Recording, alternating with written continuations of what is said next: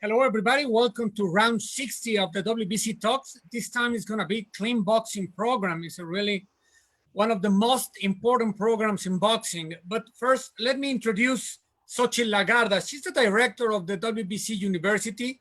𝗧𝗔, good afternoon. Good afternoon now. Hi, Victor, Mauricio, Dr. Goodman, Jose, everybody. Well, round 60, we are in the middle of the week. And as usual, I'm going to start with a small reflection, trying to share a mental training capsule that will help us go through confinement. Today, we are going to make a reflection based on the following question. Remember that the subject that we share in this capsule are in the context of confinement. The question is, are athletes aware of what they think and feel when they compete? The question refers to the self-knowledge they have and sometimes if what they think of themselves. It is true or is not. Confinement has created uncertainty for them and also for us. And we are seeing in athletes at the moment that they have been acting in two ways. One way is with a negative vision, and is when they feel threat, they feel fear, nervous, anxiety, and at the end they have a block of a state. And with positive vision, they see competition as a challenge, curiosity, ambition, activation, and they are guiding to enjoyment. But in both cases, it generates learning for them. Confinement, it has been like an invisible training that has generated opportunity first to reflect on their own way of training or competing and to strengthen their skills. They can be mental, physically, technical, and tactical skills. Now, this is a question for athletes also. What is your self-dialogue when you train or compete? Remember that the mind believes everything you say to your mind. In this time of confinement, we are facing confrontation between what I should and what I want. And in this time, it is important that we do a self-analysis. Who am I? What do I have to do? What do I decide to do? And how do I feel? You have to keep asking these questions to yourself. An important recommendation that will lead athletes to a good decision-making is to always remember that they have to listen to their body, okay? Don't demand more from their body, okay? Life is not what happens to you, but life is the interpretation you make of what happens to you. Okay, with this small reflection, I say hello again to everybody, and I'm very eager to enjoy this panel with all the experts here. Thank you, Mauricio, Victor, and Dr. Goodman. Thank you, 𝗧𝗔. And now let me introduce Mauricio Sulaiman. He's the president of the World Boxing Council. Mauricio. Thank you, Victor. Thank you, 𝗧𝗔. It's a real pleasure to have one of my personal heroes, Dr. Goodman, to have Dr. Aigner here with us, Alberto León, and our proud WBC super middleweight champion, David Benavides, Bandera Roja. This is a very special round of the WBC Talks, round number 60, and it's going to be dedicated for the clean boxing program. And I just cannot wait to get going into these great experts that has been the pride of the WBC. The clean boxing program has been a great one. We have had great results, a few headaches, a few very difficult situations, but very gratifying examples. And we can certainly pride ourselves to have changed many lives, like David Benavides, our proud champion. So welcome. I'm very excited, and thank you very much for your participation in today's WBC Talks. Excited to be here. Thank you, Mauricio. And also with us, Alberto Leon. He's Vice President WBC too. Alberto, how are you? I'm doing well, Victor. How are you? Hey, Everything Alberto. is good. Hello, everyone. The first thing that I would like to ask Mauricio or Dr. Goodman, can you explain what is... Victor, Yes, go ahead. I would like to introduce properly Dr. Goodman and Dr. Aigner. Okay. I think, of course, we know them directly, but I would like to welcome Dr. Goodman and Dr. Aigner. And if you can tell us a little bit of your background related in boxing, in sports, and in anti-doping world, that would be very good. So ladies first, Dr. Goodman. Well, for those of the individuals that don't know me for so many years, unfortunately, I started in boxing in 1994. I was a ringside physician initially for the amateurs, and then started with the Nevada Athletic Commission. Eventually, as time went on, I became the chief ringside physician for Nevada and was appointed by the governor as head of the medical advisory board. And there we made various recommendations on fighter health and safety, determined licensure, and also in anti-doping. When I left the commission in 2007, I realized that most athletic commissions had very little to do with anti-doping. It was very low on the totem pole. And actually what I did was even eventually reach out to Mauricio, and Mauricio and I spoke, and it was something that was a favorite of your father's, Mauricio. If you remember, Don Jose was very, very big proponent in anti-doping.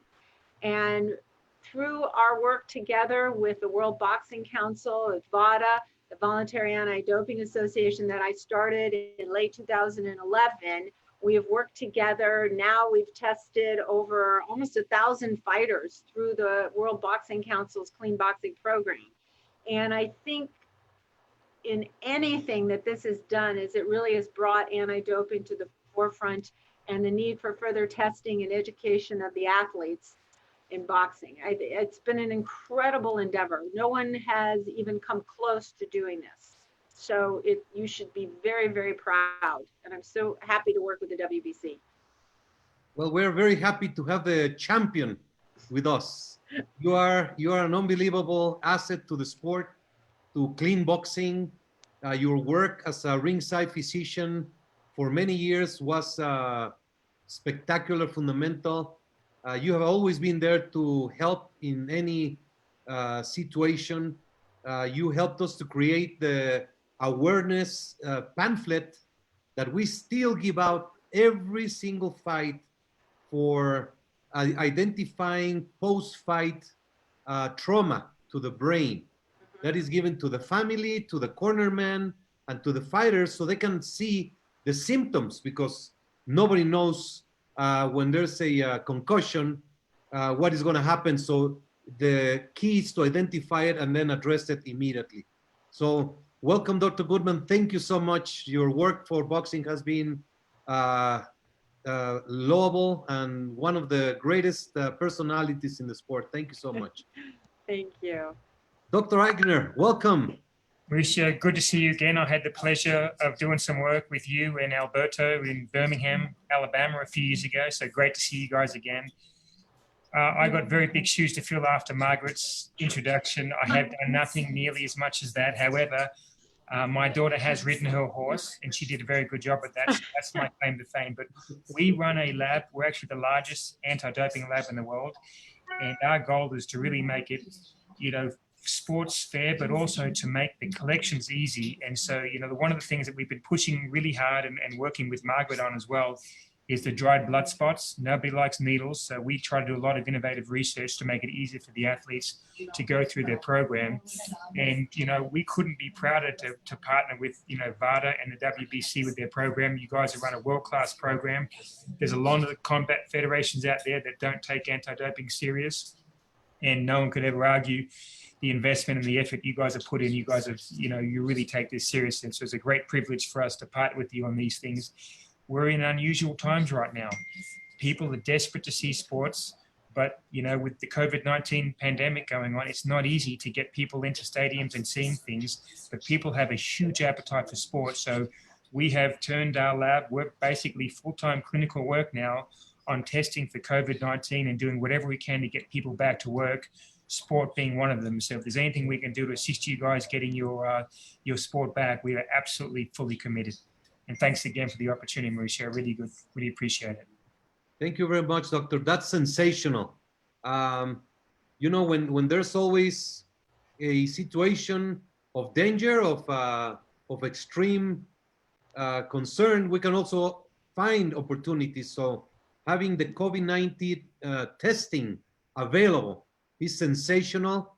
And the WBC has absolutely taken it under our wings to support it and to run with it the same way we do with the anti-doping testing. So there's many things that we'll be talking about together about this matter.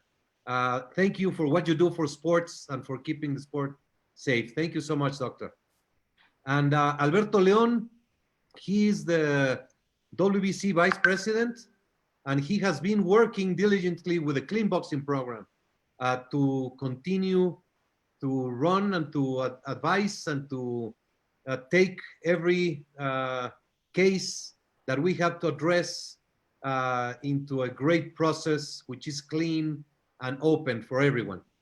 And David Benavides, our current champion, who will be sharing his story with us in a few minutes. So let's get on to it. Victor, now please go ahead.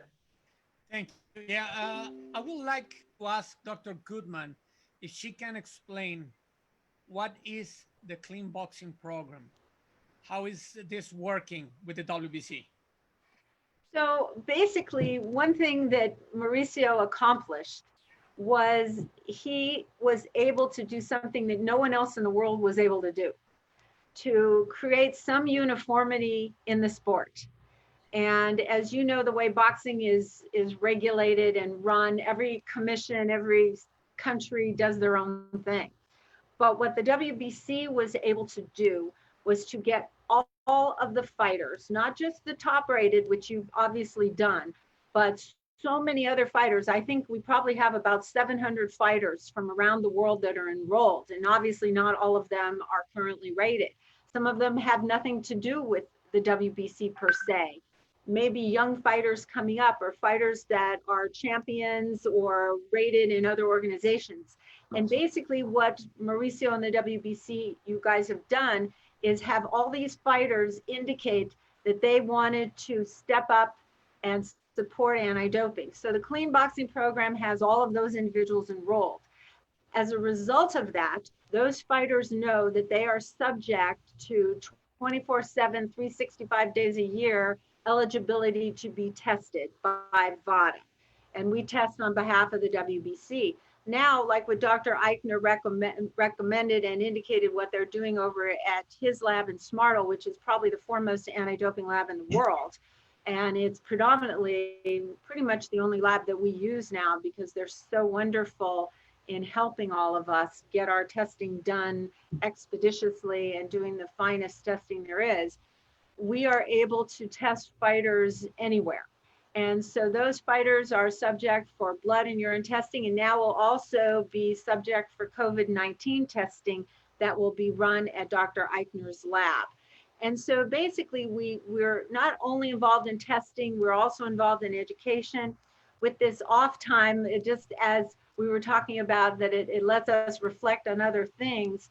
𝗧𝗧𝗏𝗏 has also been working on e-learning programs, which will start to be available at the end of the month and available to all the World Boxing Council fighters and everyone else as well, to learn more about supplements, what they should take, what they shouldn't take.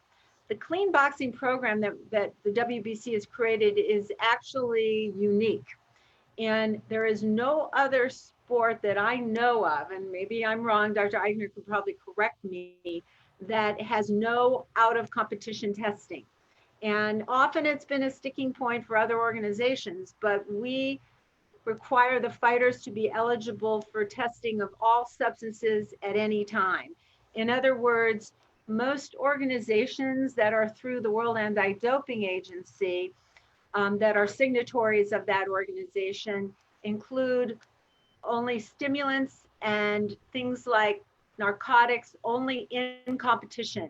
We believe that fighters are subject to the same type of trauma in training and sparring as they are in a fight. So one thing that Mauricio has been a huge proponent of is that we include all of that at all times.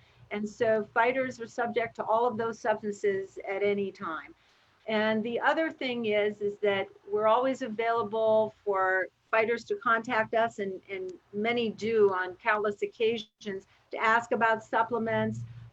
We've also instituted for the clean boxing program testing of supplements. So if a fighter would like to have his supplements tested, we're doing that through Banned Substance Control Group, and then they can get some information on all of that. But we've been so pleased, and I would say for the most part, the fighters are really thrilled to be involved. When our doping collection officers go, and we use the finest doping collection company in the world, Chloridium, when they show up, the fighters ask questions, then they subsequently ask questions to us. They continue to let us know of their whereabouts. We've also implemented for the clean boxing program an app that fighters can sign on, and then they can let us know their whereabouts at any time. So I really think that starting from the bottom, starting with absolutely nothing, the WBC program has really created something super special. And I can tell you what's of interest is several years ago when Mauricio first proposed this to the WBC board, I remember sitting at a World Boxing Council convention. I think it was one was here in Las Vegas. And I remember sitting next, I won't even name him, but sitting next to a very prominent promoter that said, there's no way this is going to work. There's nobody that's going to sign up. No promoter is going to want this to happen. And this is just, you know, Margaret, you're just living in a pipe dream. And I said, well, I know Mauricio can accomplish just about anything. And then sooner than later, these guys all started signing up. Now we're doing the women fighters, and they've been just superb. They are so happy to be tested. It's like they welcome us. And obviously with COVID-19, we're taking all kinds of precautions. We have a whole set of regulations and rules that we're following that even go beyond what WADA and the CDC has recommended to make sure that the fighters feel safe when we show up. So I'm really pleased at everything that you guys have helped create. It's fantastic. It's unbelievable to me. Thank you, Doctor. David, how important is for you as a fighter? Well, you know, first of all, I want to thank you guys, you know, for inviting me on this show. I think what the WBC is doing with the clean boxing program is an amazing thing. You know, I feel like every fighter should be held accountable for the action. You know, just like how I was. You know, I was doing some stuff that shouldn't have been done. I don't know. I tested positive for cocaine, and you know, I was held accountable. You know, I was suspended almost, was it a year, and then I got a fine. So I feel like just that alone, that put a lot of things in perspective for me. And now seeing that VADA could come, you know, whenever time, you know, because I signed off on it, they could come at whatever time they please. I feel like I'm thinking a little bit smarter now. You know, I feel like now I gotta be, you know, the cleanest boxer I can be, you know, because I don't want to go back to what I was doing and, you know, be out of boxing for a whole nother year, you know. So I feel like, you know, thank you to Mauricio 𝗧𝗔𝗟𝗡 in the WBC. I was given a second chance and another opportunity, you know, to become a champion, you know, because everybody makes mistakes, you know, here and there, everybody makes mistakes, but as long as you're given a second opportunity, I feel like that's what matters the most. And now, you know, anytime VADA comes, they could test me as much times as they want. I'm here, I'm doing my part in the clean boxing program. So, I want to thank you guys again for giving me that second opportunity to be the champion I know I could be. And I would like to just address a little bit David case. He won the WBC World Championship, which is the dream of every fighter, when he was only 19 years old. So you're a kid, you reach success. With success comes fame, glory, and money. And of course, as we all know, in any sports, in any entertainment activity, also we have there's so many distractions and temptations. David fell into a trap. His life was derailed, and incredibly through the clean boxing program, with this finding, he was able to change that very bad road he had taken, and now he has been gone into the right path. He moved away to a different state. He moved away from the place where he was having that hub of temptations. He changed his lifestyle. He got back to his family. He got back to God. He had all sorts of aid, spiritual, psychological, all different sorts of testings. And I cannot express in words the pride that I have for David Benavides.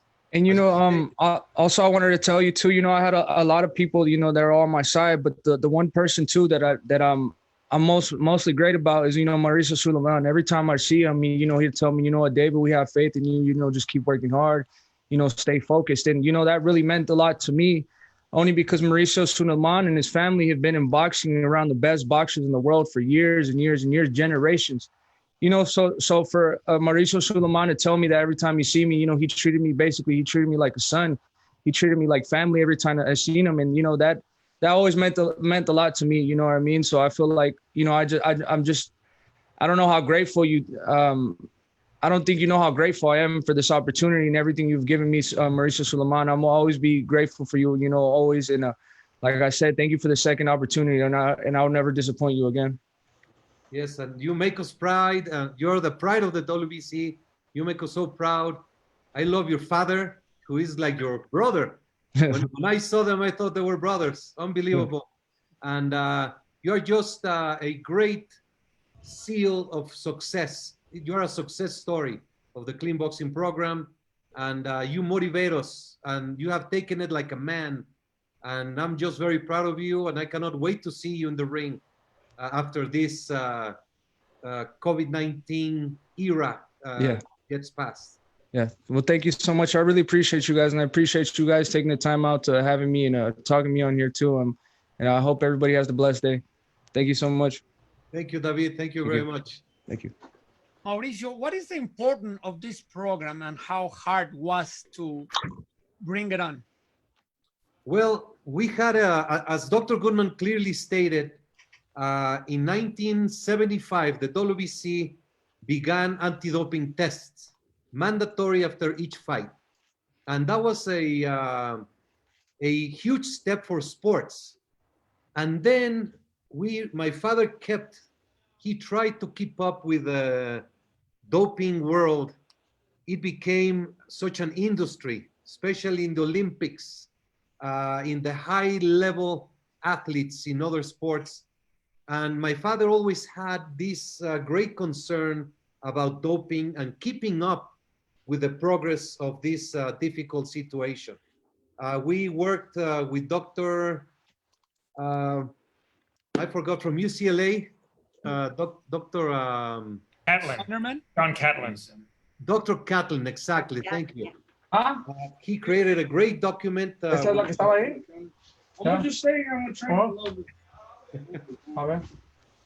created a great document which was the leading spot to go into the clean boxing program. Then Dr. Goodman and I met at the NABF convention. She had a great speech. Then we had lunch together, and Luis Escalona was there, and we just got great enthusiasm. We said, let's do it. So it took some time to prepare the protocols and prepare the work that was to be done, all that had to be in place before you go out into a program. So we launched it, and just as we launch it, we get Bandido Vargas and Salido. I think that was the first case, Dr. Goodman, correct? I think so. I think so.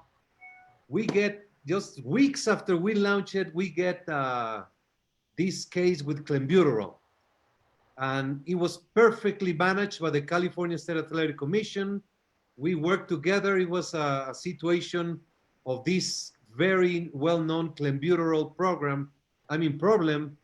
And at the end, the fight took place. It was a fight of the year, and the program proved to be correct. And then I remember very well, I was having breakfast at the Four Seasons in Mexico City with some people, and here I see in my phone Margaret Goodman. From that day on, every time I see her name on my phone, I start trembling. You're not the only one. I know. And she says, Mauricio, I'm so sorry. Povetkin has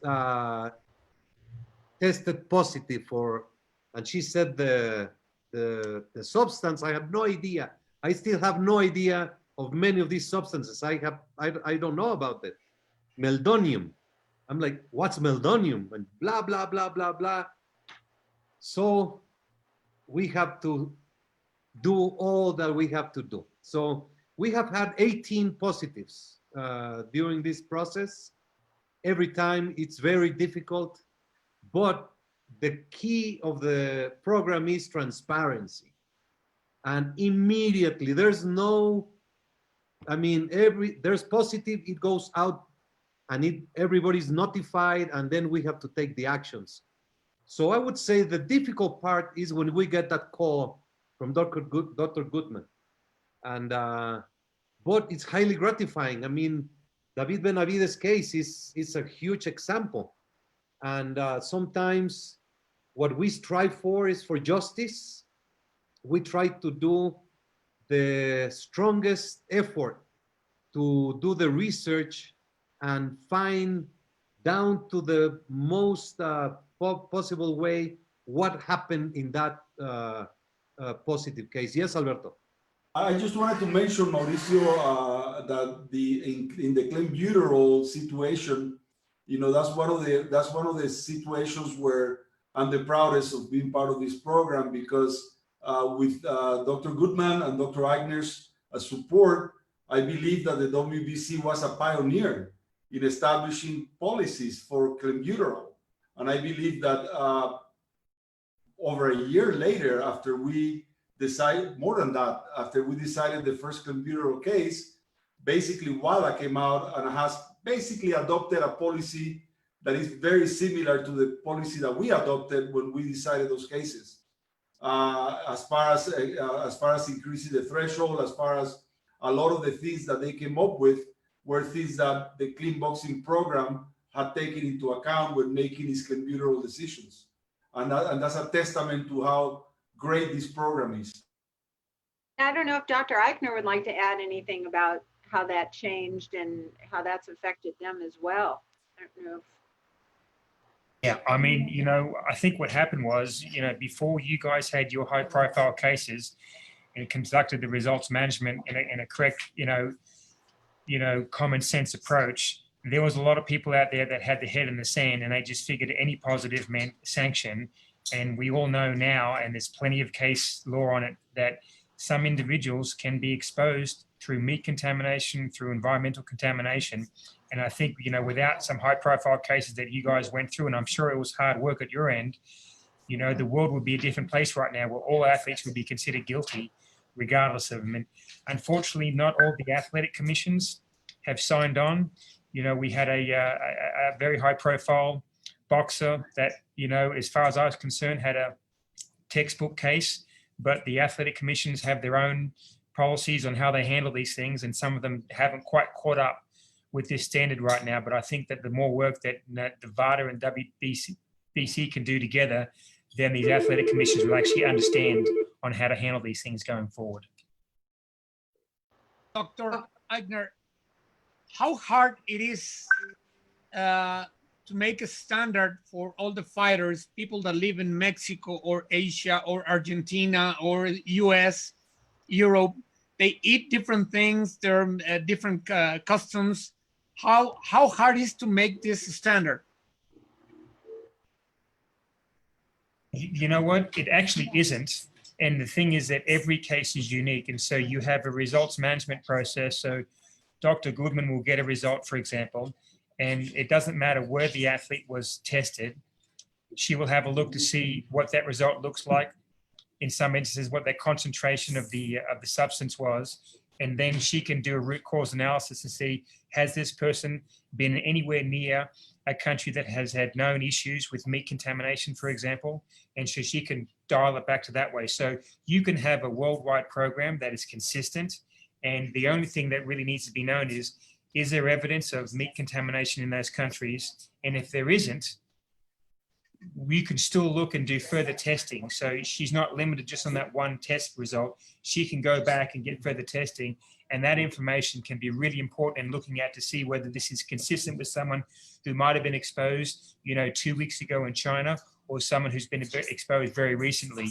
And all that information is really a case-by-case basis. And I think the results management process that the WBC set up captures that one. So I have no concerns under this program of an athlete getting sanctioned for something they didn't deliberately do. Mauricio, usually a fighter will be in that list and will be in the program, so he can prove that he is clean. And if he doesn't want to be in the list, it says something from him. Is there any rejection from the fighters, or they have agreed? Yeah, we have had one simple case, Baby Joe Miller. He was ranked by the WBC. When he entered the top 15, we sent the letters to enroll in VADA, in the clean boxing program. He did not. Then he said he was going to enroll. He was ranked again. We sent the papers in, never enrolled, so he was out. That's a clear-cut case. During this pandemic, we did a lot of administrative work. So we did updates in every single division. We contacted a fighter from Argentina, Lemos. He had not enrolled. It was time for him to enroll. And he simply had his promoter respond and say, you know, we're not enrolling in the clean boxing program because we're going to fight for another organization. That was his way out. He did not enroll. And it's a simple case that it simply leaves you wondering, why would someone not enroll? But on the other hand, we have so many fighters who have enrolled voluntarily, even if they're not ranked. And that's a great statement. We believe fighters are innocent. We believe they want clean boxing. We believe they want to protect themselves. And it's a complicated issue. I mean, we want to have as many tests as possible, which covers more and helps you grow the program. But we will put more resources and more time into the awareness. Dr. Goodman has developed a tremendous app for the whereabouts. This app, the key for the program to be a success, you need to know where the fighter is at every single hour, because at any time the collection officer might show up. So if they show up and you're not there, then it's a missed test. We have had 30 missed tests, and that's an issue. The missed test can evolve into a finding or a belief of being this of a positive, you know, and start with different consequences. But for example, Heather Hardy, she's an enthusiastic of the clean boxing program, and very unfortunately, she had a positive when she fought in New York, and I met with her in New York. She was devastated, and she believes, and the way it looks, it was something of the medicine that she took for her menstrual period. But without going into specifics, we believe in the cleanliness of fighters, and but this is the top priority for the WBC, and there's so much that we need to do to improve. And that's what I would like to ask Dr. Goodman and Dr. ภิker. What can we do to improve and to continuously be improving the clean boxing program? I'll let Dr. Eichner, if he has any suggestions for us, would welcome anything with his experience. Thanks, Margaret, and I apologize.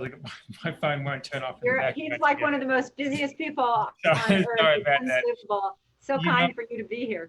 No, you're very kind. So absolutely, there is some things that we can always improve on. I mean, if we sat back and looked at all the good work that's been done over the last 20 years and said we've done everything, we wouldn't improve, and we would get left behind. And so, you know, some of the things that we partnered with Margaret on already is some of the alternative collection matrices. So instead of always having to collect, you know, putting a blood collection officer in the field that's doing a venous draw, you know, we're really trying to do more work for finger pricks or an upper arm collection. And that's just a really simple thing that can be done by the athlete. Push a button, it loads a cartridge, and then you can do your blood passport testing, you can do your growth hormone testing. And so those pieces there are so important because it saves a lot of money because you don't need a phlebotomist anymore. You don't need to ship that sample temperature controlled cold overnight. So you're saving hundreds of dollars per collections, but more importantly, you now have access to being able to do collections anywhere in the world where it was difficult to get, you know, collection officers in there or do the shipping overnight. You can get access to those individuals anywhere. And because it's so much cheaper to do that collection, you can do more collections. And so at the end of the day, our goal is really to deter people from making a poor choice. And, you know, if they get tested right now, you know, a few times a year for blood, you know, they might still think, hey, I can run the gauntlet and maybe sneak through a growth hormone cycle every now and then. But if you went to the dried blood spots, for example, and you could do the same, you know, for the same money, you could do 2 or 3 times as many tests. Well, now it's much more difficult for these guys, and they don't even think about, I'm not even going to take that chance. And so I think some of those areas there, you don't need to spend any money to improve it. You just need to be innovative and, you know, jump on the new technology. And Margaret has been. I think that kind of stuff will really improve your program, and it'll get you great PR. No one's doing these things. The professional leagues in North America would die to do some of these things there, but they have a union that they go through with a collectively bargain agreement. If any baseball fans are out there, there is no baseball right now because these guys hate each other. You can implement this, and I think that it would really strengthen your program and give you a lot of really good people would say, I want to sign up to that program because this is the best, and it's actually less invasive. I mean, I wish I had a device here. You stick it on your arm and you push a button, wait a couple of minutes and it loads, and you take it off, ship it in room temperature. I mean, it's fantastic technology. Yeah, we'd really like to start doing that. I've talked to Chloridium, who's our doping collection company, and they're ready to start on that. And I think they were actually going to be in touch with you ASAP about doing that, because we would like to be able to follow the blood passport more easily. We've been doing that, Mauricio, on especially most of the high profile fights that you have. We've included that to follow them for their blood counts. And also it'd be so much easier to check for growth hormone, because I worry we don't do that enough. And obviously we can't do blood testing so close right before an event. We don't want anybody to have a problem with their arm or their hand, but we've been able to implement that as well. And I really think that the COVID-19 testing that you have available is just extremely helpful. Mauricio, they were using that. They used that for the top ranked fights that have been held here in Las Vegas. And we've talked to other commissions about implementing that as well. I think maybe Dr. Eichner will show you the device, but we're offering that now to your CBP fighters. He can show you how easy it is. It's a saliva test. It really detects quite readily. It's one of the best tests out there. And I think for promoters, Mauricio, when they're trying to start back and have fights, you know, it's a real concern. I mean, you saw what happened even this last couple of weeks with some of the top ranked fights with the fighters not being able to compete because they couldn't, you know, they were tested so late. So I think, you know, that's what we're going to be including when we do our anti-doping testing. So to make sure, and especially for those promoters who want to know several weeks in advance, do they have a fighter that's infected, could be infected, or is at risk that they don't want to bring in, and then they don't have to go through that whole thing. Especially a lot of these promoters don't have the funds to have the fighters housed at a hotel for 2 weeks. So this, you know, you can do this way out. We're doing this for some commissions now where there's, it's like 4 weeks out, just so that they can screen. So anyway, Dr. Eichner, you could show how easy this is. Yeah, thanks very much, Dr. Goodman. I mean, if everyone could see the devices here, what we really like about these ones is if anyone's had the nasal test before, has anyone had that before? Hands up. It doesn't feel good. It really hurts. No. This one here is really simple. And so the advantage of doing saliva is that you don't need to have a medical professional conduct the test. So you're not putting someone, you know, potentially in close proximity to someone who's positive. And then the buffer that comes with these kits, it actually deactivates the virus, but also keeps the RNA intact. So what that means is whoever's helping with the shipping, the transportation, or the analysis of the kit is now not dealing with live virus. And so Alberto, you'll appreciate this with your background, is that we can now ship these in the regular mail because it's deactivated virus. And it can be shipped at room temperature, stable for 2 weeks, really great kits, fantastic technology. I wish I had shares in the company, but they're a private company. But what happens is they come in a unique pouch. You can see that it just has a wide lip at the top, and there's nothing glamorous. You just spit into it. It has a line that you fill it up to, and when that line is reached, it has a lid that comes with it that's separate, and that has the blue buffer that you can see in there, and that's the one that stabilizes the RNA but deactivates the virus. All you do is you just take off the top, put the lid on, twist it, and as you twist it, the buffer will then be released into the device, and you shake a couple times. That's stable for at least 2 weeks at room temperature and can be shipped regular mail now. And so that one there, then you just get it to a lab that has approval to do this saliva testing. And, you know, depending on the relationship you have with the laboratory, you can get a result in 5 or 6 hours. And that makes it much easier to know whether you're going to be putting someone in harm's way when they're coming in there. That's, you know, one piece there. Another thing that we really like, and this is what Margaret was talking about, doing the testing in advance. One of the limitations with the technology when you're doing that diagnostic test is that the instrument sometimes can't differentiate between virus that's live and virus that's broken up into particles and not active anymore. And so for example, if you were infected a month ago and you cleared the virus, there's possibilities that you could still test positive another month later, even though you're not contagious. And so, you know, that's an issue. And we actually just had it with one of our events here, this exact scenario. And one thing that could have saved that person is that if they'd done an antibody test, and these things are literally just a finger prick test. They come in little individual sachets. You do a finger prick, and it measures the antibody response. So what that does is, instead of measuring the active virus, it measures your immune response. So if you've been infected, knowingly or unknowingly, and you've developed antibodies, you will not be contagious later on. And so, you know, if you have that one case where someone's been infected before, not contagious, but still test positive, you don't want to pull that poor kid from the fight. And so by doing that kind of test, that doesn't even need a lab. You know, if you buy the right device, you can literally just do it in the field. It's a finger prick. You get a result in 2 or 3 minutes.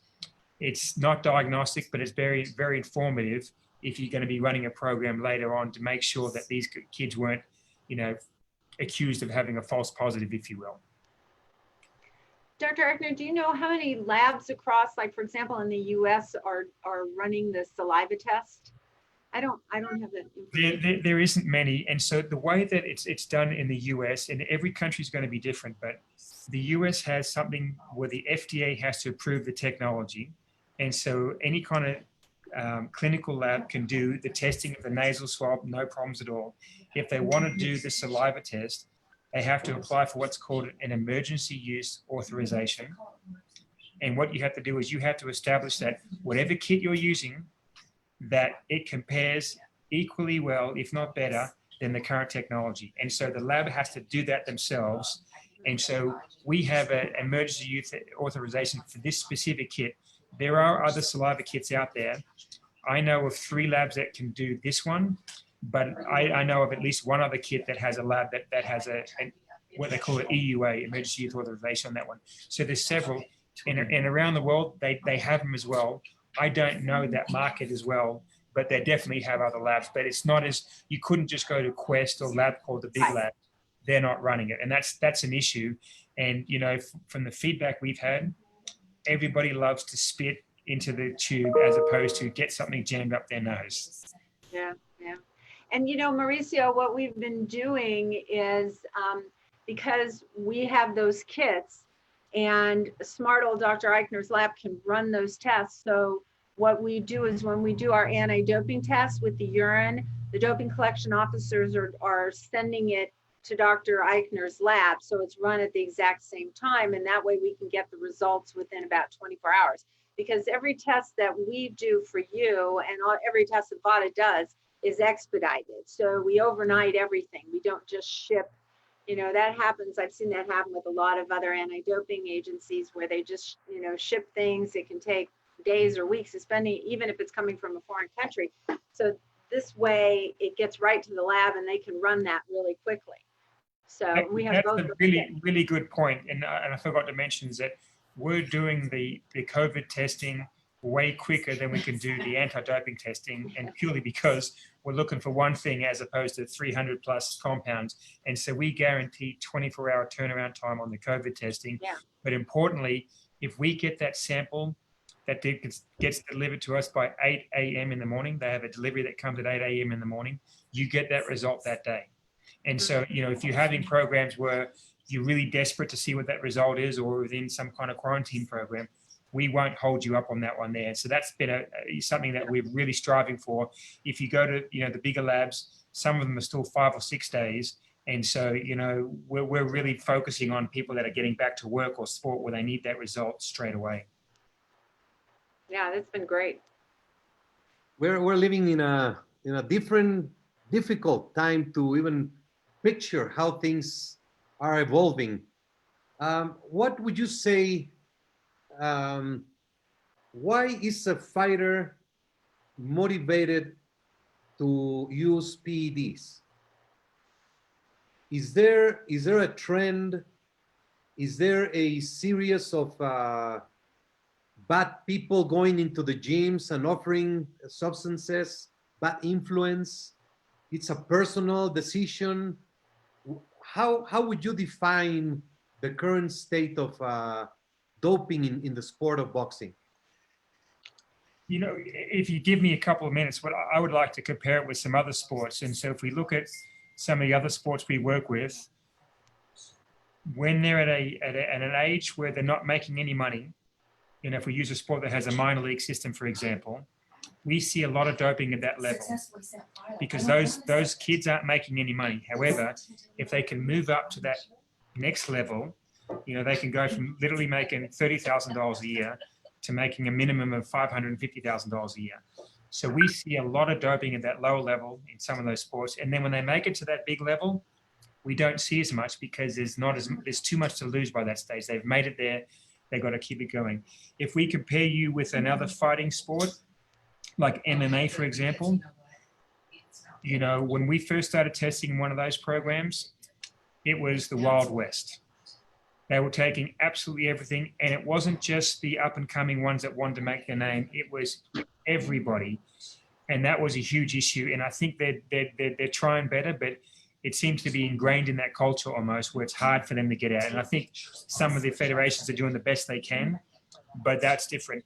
Boxing, it isn't like that. It doesn't seem to be, you know, and Margaret, I'm sure, has stories from before my time, but from what we've seen, and we've been doing this for a solid 10 years now, at the high level, we don't see a lot of doping cases. We really don't.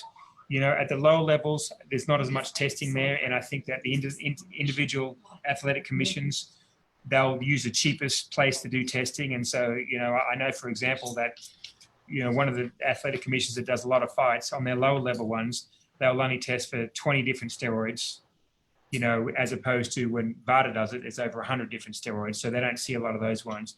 But, you know, as far as why people would dope, I mean, the problem is that some of the substances will let you train harder and longer.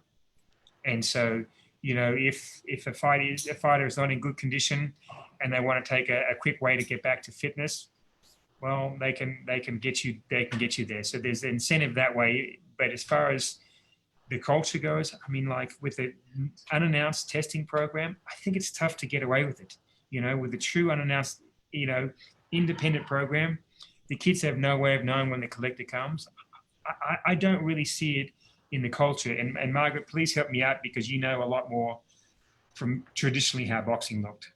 You know, I think that, and Mauricio can attest to this too, that in certain environments, we see so much where the fighter really doesn't know what they've taken. And I think part of that comes from the culture, especially in boxing, where so many of these kids, both the men and the women, they start at such young ages where they just have people around them telling them what to do from day one, you know. And it's not just in taking things, it's also because someone's saying, just giving it to them, and they don't ask questions.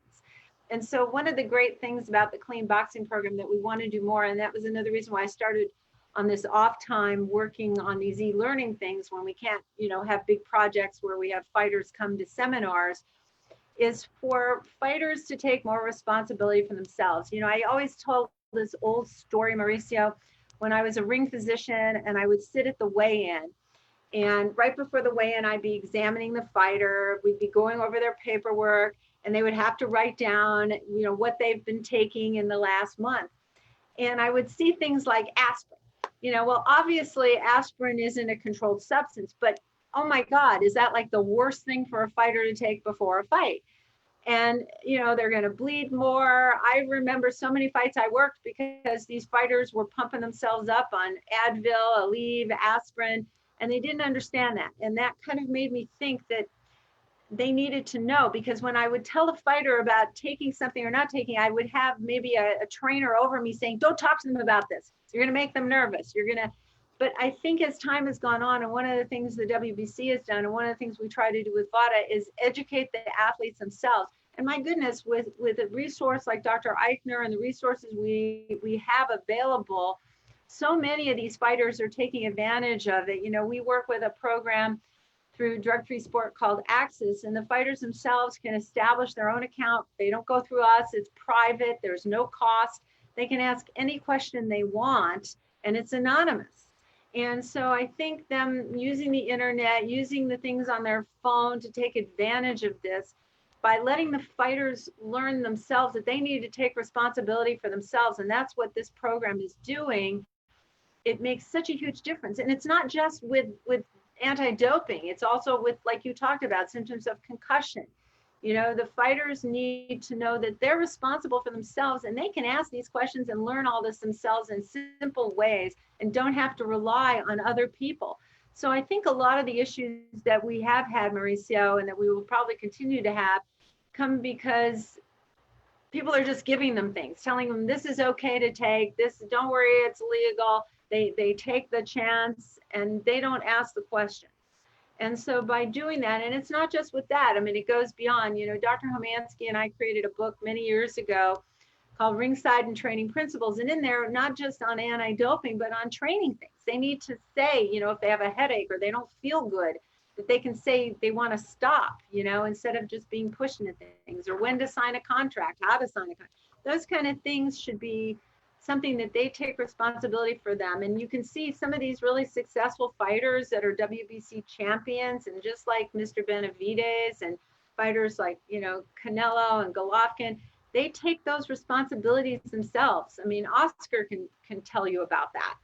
So I think that's another thing that this program has done.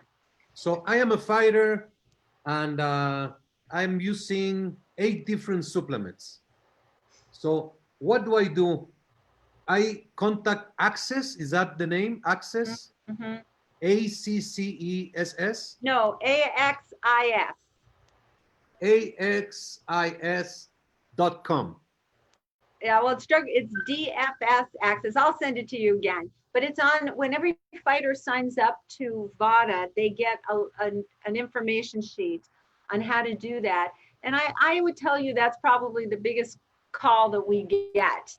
I was talking to one of the attorneys that deals with a lot of fighters yesterday, and he said he was talking to one of his former champions that retired, that did all his fights with VADA, and he said, oh my God, he used to go through hours and hours and asking questions to them. And it was for a way for him to make himself feel more comfortable.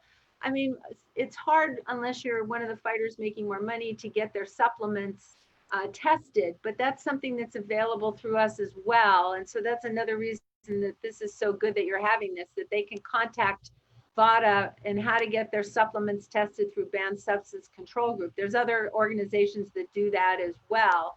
And I was actually just recently talking to Vlad Klitschko about that, and he's a big proponent of that, and getting the knowledge themselves, because Dr. Eichner can tell you, you have no clue what's in anything and where it's manufactured. Can it be manufactured with prohibited substances? You're going to get dinged on or popped for something that you don't take the information.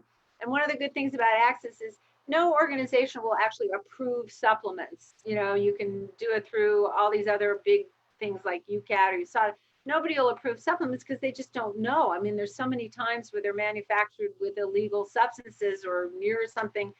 So, but what they can do with Access is they can find out, has this company had things that have turned up positive before? Has this particular substance had a problem before? And then sometimes it becomes their responsibility, but there's ways around that they can do a lot of their own homework. And it's so easy to do with, one finger on the internet to try to find out. And they can use us for that all the time. Should trainers be responsible when there's a doping positive? How far should we go and make the trainer or the personal fitness coach or whatever responsible for that doping? Boy, from my standpoint, nobody like this. I mean, I get enough hate mail as it is, but I think that they should be responsible. I think at least, I wish commissions would do this. Flip Homansky and I have talked about this so many times, that if we would also, because sometimes, even if it is the fighter's responsibility, there's other people around them that are giving them things, that are working with them, whether it's a conditioning person, it's a dietitian, it's a trainer. I think at least when you're doing your adjudication process, or when we're having the fighters enrolled, that they know that they're responsible too. Because sometimes someone's giving someone something or recommending something, they get recommended in the gym, or they're sold this product from somebody that they know, that they should be held responsible. I think it's not done hardly at all in boxing.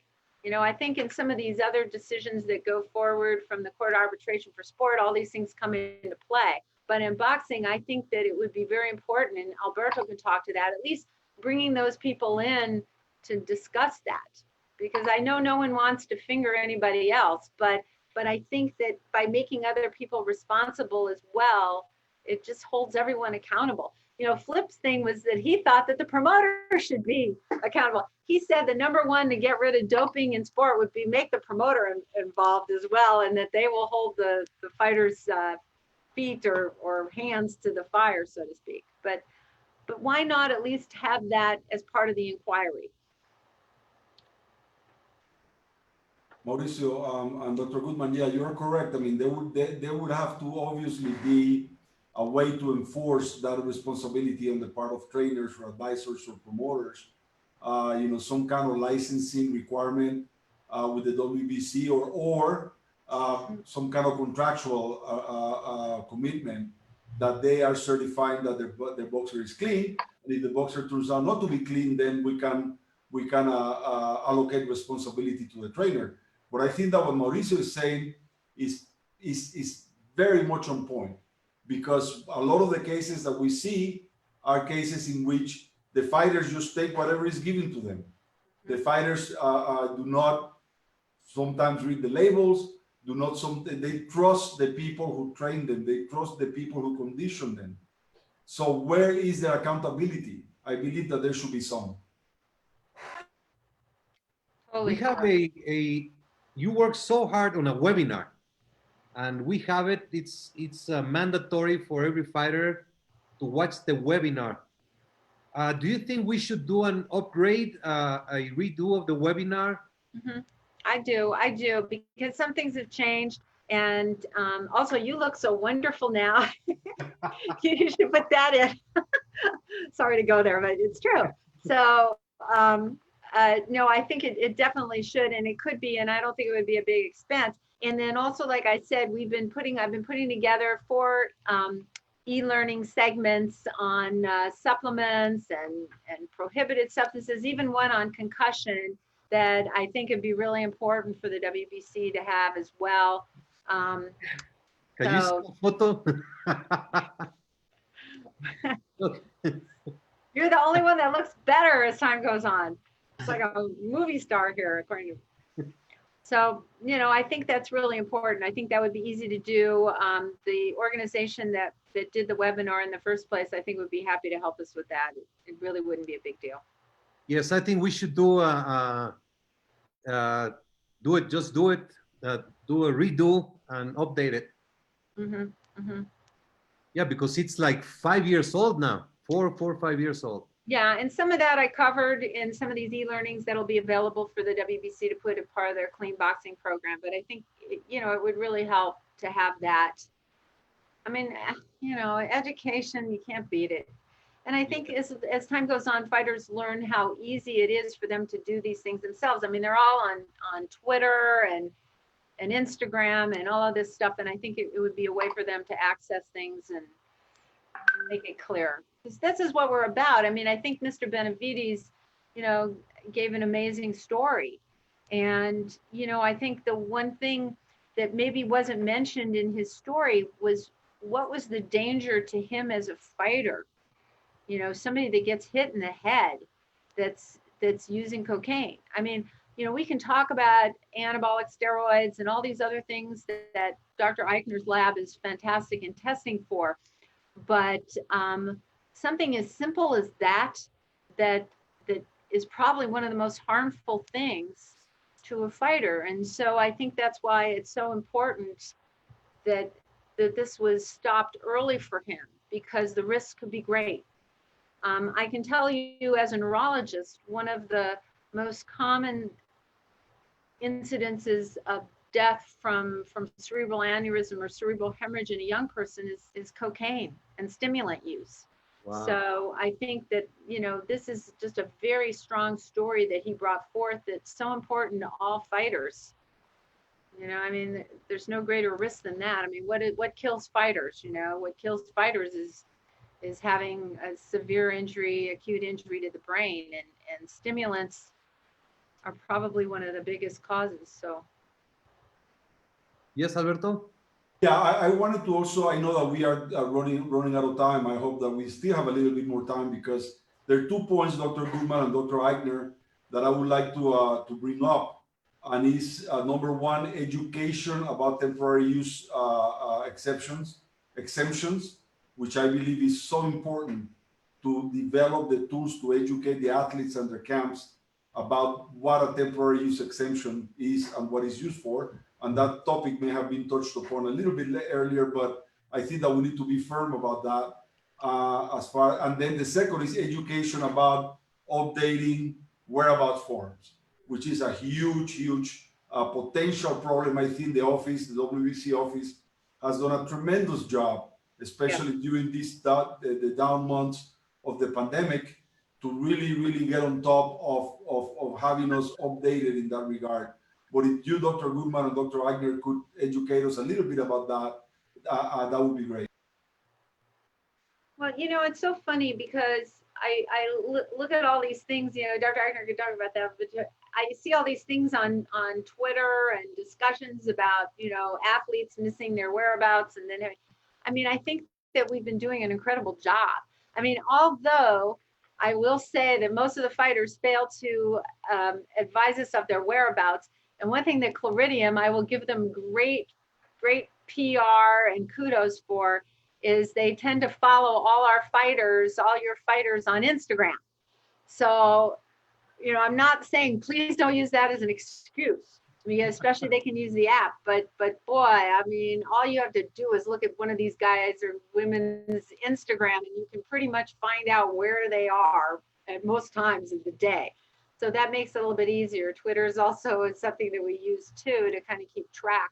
But we've actually had very low incidence of whereabouts failures.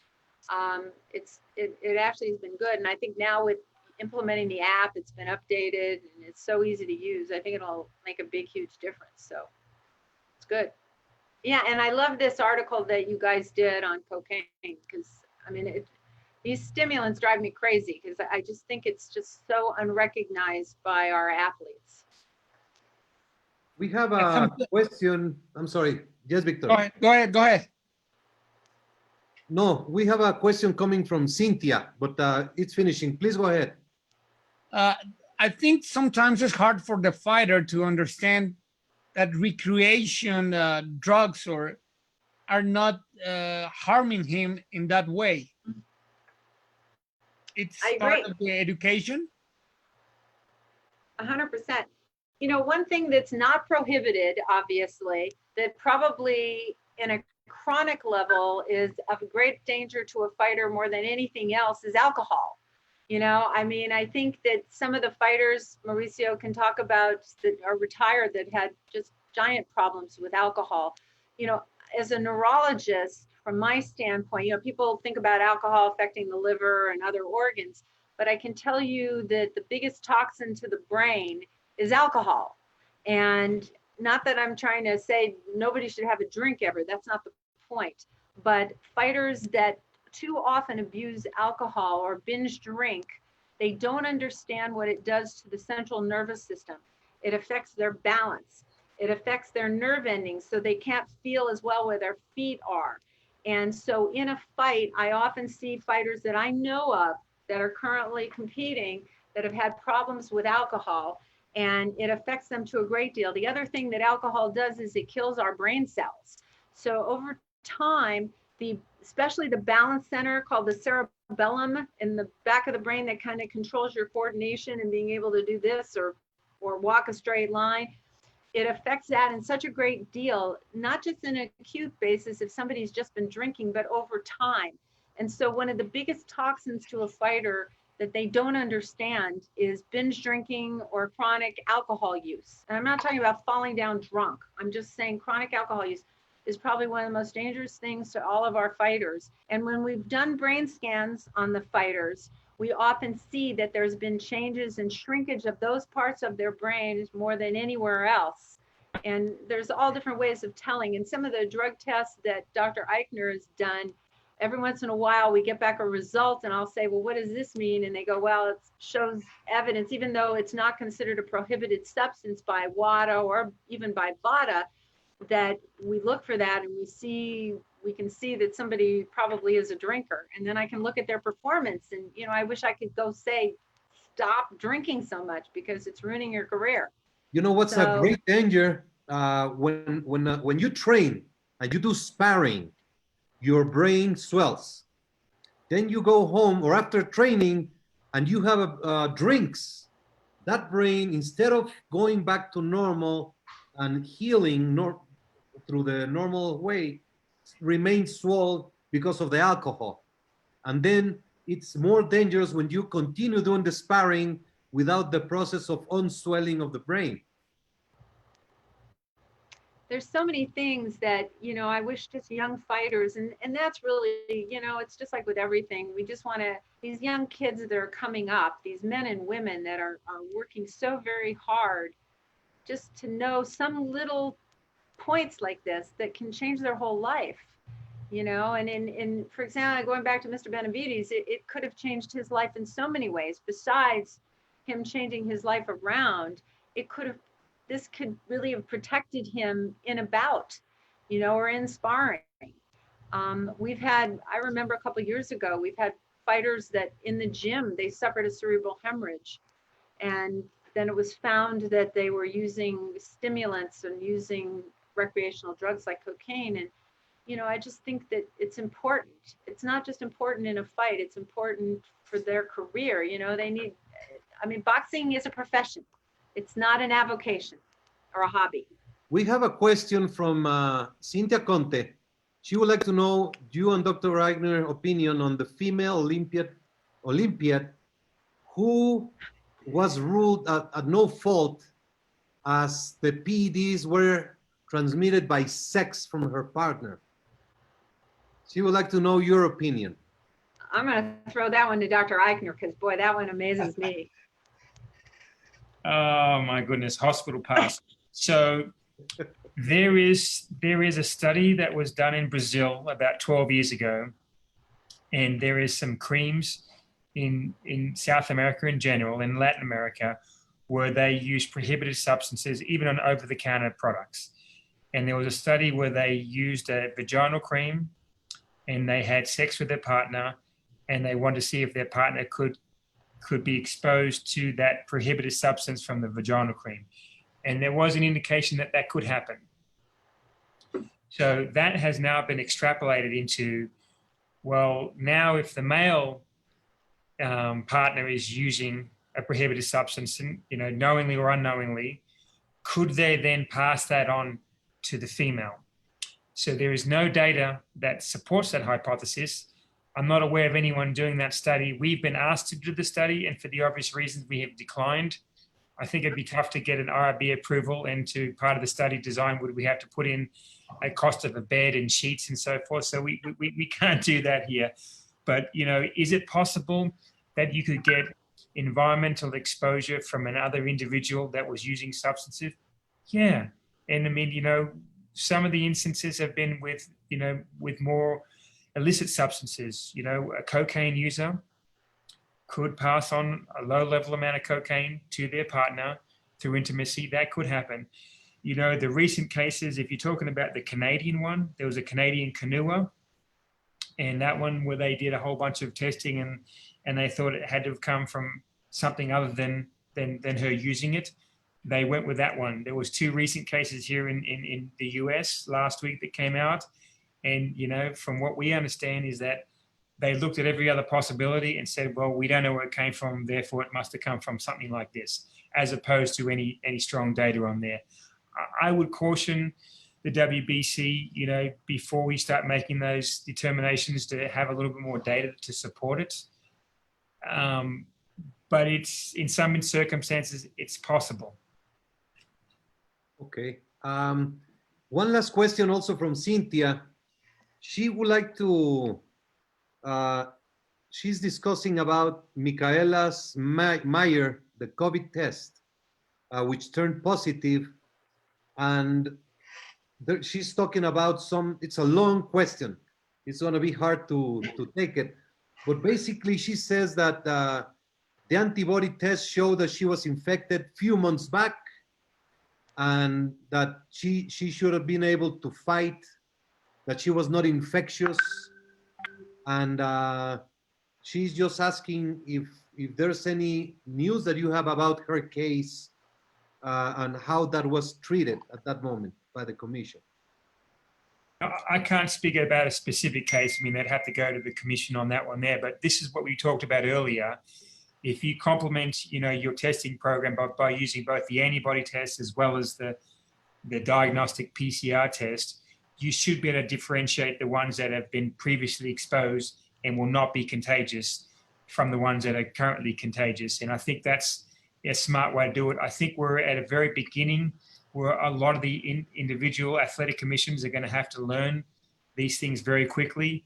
And, you know, if anything happened, you know, recently, you know, my bet is it's really a learning curve for the athletic commissions before they really understand.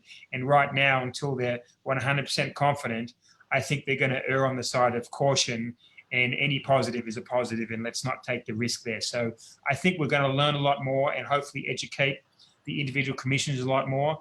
But, you know, that's something that, you know, if we could have a, you know, a global organization like WBC drive something like that through 𝗧𝗓, I think we could really disseminate that education to the individual commissions, because these guys that run the commissions, they're good at regulating fights.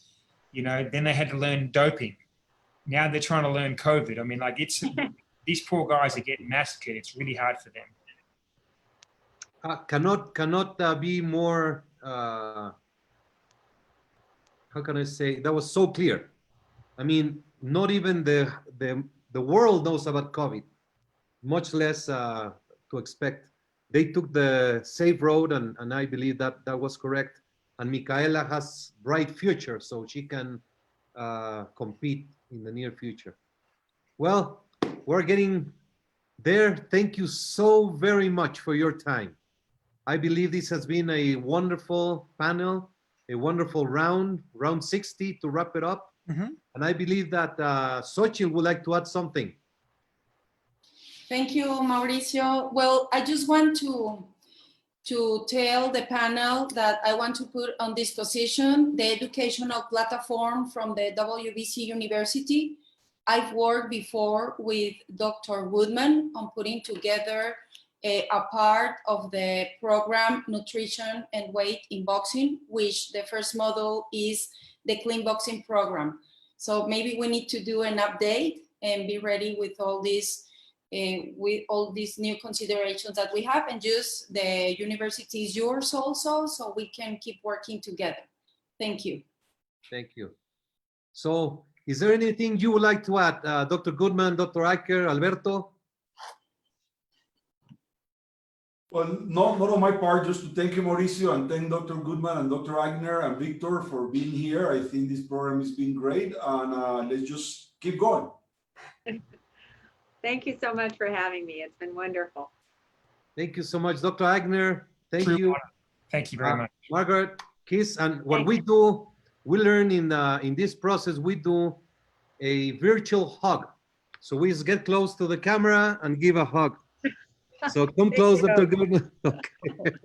Thank you. Take care. Have a great day. Thank you so much.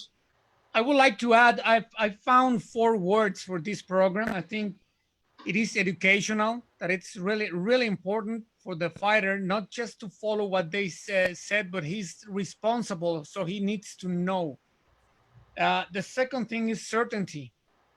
And now with the COVID test is even more. Clean, healthy. The third word is awareness. You have to be aware of what you're doing. And but the main thing of this program, and I'm really proud of being part of it, is fairness. So you know that you're fighting with someone that is as clean as you. So I just want to congratulate you for being to take this step. That it was really hard when you said in the beginning. I was in the meeting when Dr. Goodman was there also. Yes. And it seems like a dream. And it was going to be really impossible, but the fighters didn't take it that way. They understand, and they have been educated. So I just want to congratulate all for being part of this. Thank you so very much. Thank you. Have a great one. Thank you. Thank you. Bye-bye. Be safe. Everyone stay healthy.